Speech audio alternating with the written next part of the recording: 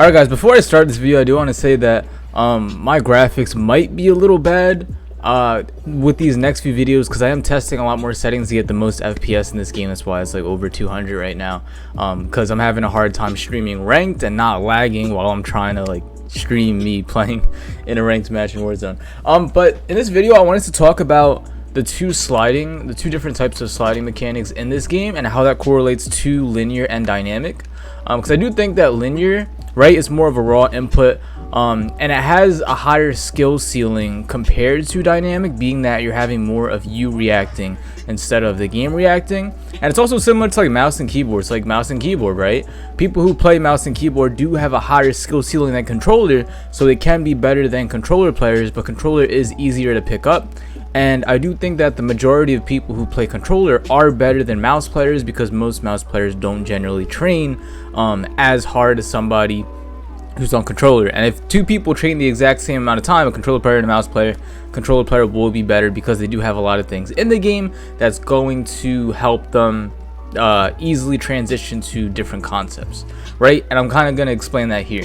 All right, so I made a video a while back pretty much explaining how linear gives you faster movement speed, or allows you to turn corners faster even when you're sliding or just going around corners, right? So let's just say this corner right here, if I want to go to the fastest speed possible to go around the corner, maybe I'm running from the storm, running from people, I would cut the corner in a straight line like this, all right? Or I would just like slide straight out like this. And it's so much easier to do that on linear, because it is a straight up your movement, so you can just go straight over here. Instead of dynamic, it kind of has like a curve around, so if you're sliding, you'd be like curving around instead of going straight through it and going like that.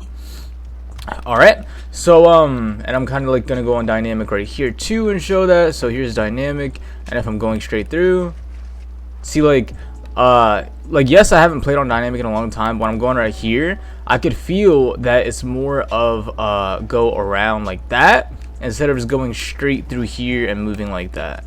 All right, so it's more of a curve. And there's also two different types of slides, right? So when you're fighting people, you want to use a different slide than when you are running or trying to get to like one destination as fast as possible. So I'm back on linear, right?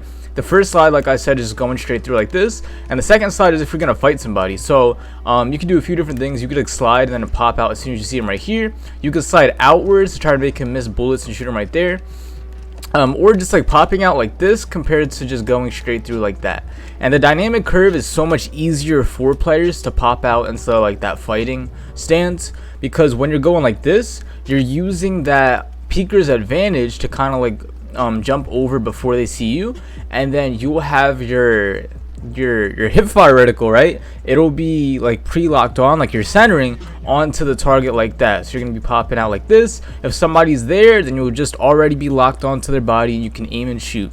And dynamic is extremely easy to do that, because you are curving around, right? So you're curving and popping out like this, and that's also why it's really easy for you to aim on dynamic when you are turning corners. The problem is though with dynamic, when you're doing that, it's going to be a lot harder to use the other slide where you're actually going forward and running away from people and trying to get a lot of movement, compared to if you were in that fighting stance when you pop out like this. Somebody actually made a video about this. Their name is Aim Theory. They're actually like really intelligent when it comes to like the mouse and keyboard and controller world as far as aim, so you can check out their videos. I'm gonna put a link in the comments and description, right? But yeah, I was making a video on like just pretty much the speed on going straight up like this, but I didn't really explain that there are two different types of slides. So there's like the fighting one, and then there's the one where you just go straight up like this. And linear is the best for both of them, because like I said with that skill ceiling a little bit in the video, in the earlier video, right? So if I train myself, right, I'll know like in this situation, okay, what slide do I want to use? Do I want to use the one where I pop up and then like challenge him like this, or do I want to use the one where I slide like this? And I can do each one of them extremely well. But when I'm on dynamic, like I said, when you're curving around, even if you try to do the slide where you're going straight through like this, you're still gonna have a harder time compared to linear, going straight through and turning a corner like this and getting the most movement speed possible, because of that curve that's constantly going up and then going down. Whether linear is just a straight direct curve and you have full control over your movement. All right, so overall linear would give you like that more control over what you want to do and give you a higher skill ceiling overall, making you better at the game the more you practice. And dynamic will just be easier, maybe even easier than linear, to go around the corner like this into that fighting stance. And then if I was to chain these together, right, let's just say I want to run fast, right? So I'm running fast, cutting corner, cut this corner right here, cut this corner, and then all of a sudden I want to shoot somebody, pop out like that, and then I can aim right there. All right, and if I do that on dynamic real quick, all right, so let's just say I'm cutting corners, cut the corner right here, cut the corner like this, and you can see like it's like I'm more it's easier for me to like run into walls because I was over here, and then I jump like this over here because I couldn't really turn fast enough to actually cut this corner more accurately than if I was on linear. And I am using the same exact sensitivity, so this is also why dynamic players, they play a lot of higher senses than somebody who would play linear. Like me, I play 3-3 right now, and sometimes I play 2-2 or even 1-1. And I think most dynamic players, at least like dynamic pro players, they like to play 6-6, so that's like double the sensitivity of that. So they try to compensate the movement by raising their sensitivity. And one of the things I talked about a lot too is you should be trying to raise your reaction speed instead of just raising your sensitivity, because sensitivity is just looking left and right and up and down super fast. That's all it is. Whereas if you're able to raise like your reaction speed or your input delay, so the amount of input when it correlates directly to you pressing the button and then in-game you moving, that is going to give you the best reaction possible, and that's going to help you hit more shots, run away from players a lot faster, react a lot faster compared to just looking a lot faster. All right, so that is why linear gives you like the most control over everything in this situation, because it is making you faster than dynamic. And if you really train to control that, you'll have so much more control over everything you do in this game, and that would of course make you a lot better, because you'll have full control over everything you do. So if you get better at the game, your controller is not going to get in the way, the game is not going to get in the way of you making certain movements and adjustments in time. Alright, so that is pretty much what I wanted to say. I also wanted to answer another question. So somebody in the comments did say before too, you play such a low sensitivity and you're really good at the game, but how come you're like the only person who plays such a low sensitivity and plays on linear? You know, how come all these pro players, you know, if linear is so good, if low sense is so good, why are they playing 6-6 dynamic and they're out here dropping 30s, 40s, they're out here top 250 in ranks? So what's up with that?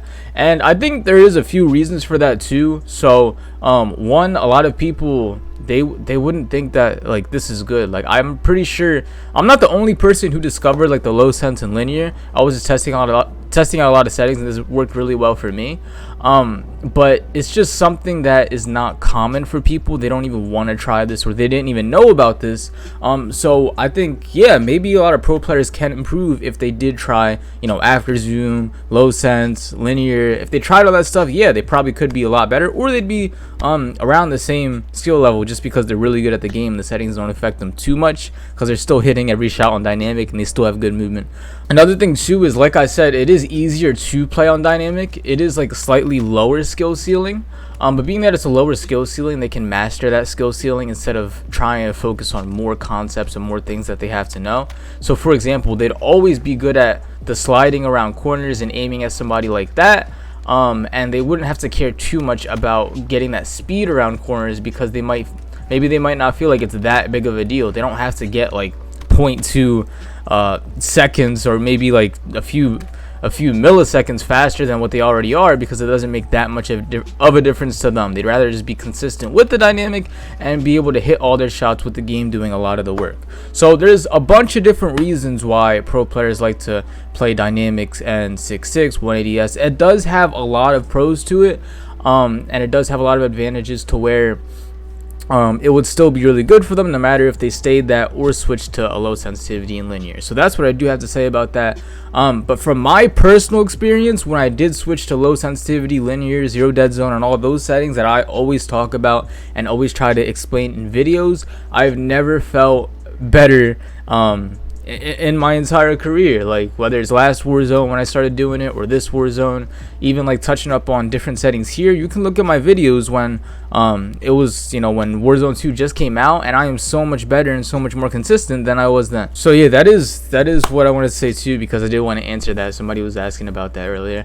But yeah, like I said, linear, dynamic, and the two different types of sliding. Wanted to explain that in this video, and wanted to make sure that you guys understand pretty much how that works, and if you didn't know already, the two different types of slides, so that you can be aware of that and use that in certain gunfights to see whether, you know, that could be the reason why you are dying sometimes.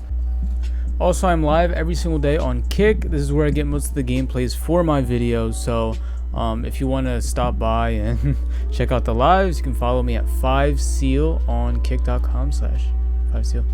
And you can join the Discord for just connecting with other people. If I ever go live or anything like that, you can get notifications for that. And any of my services that you are interested in getting, you can find them on there.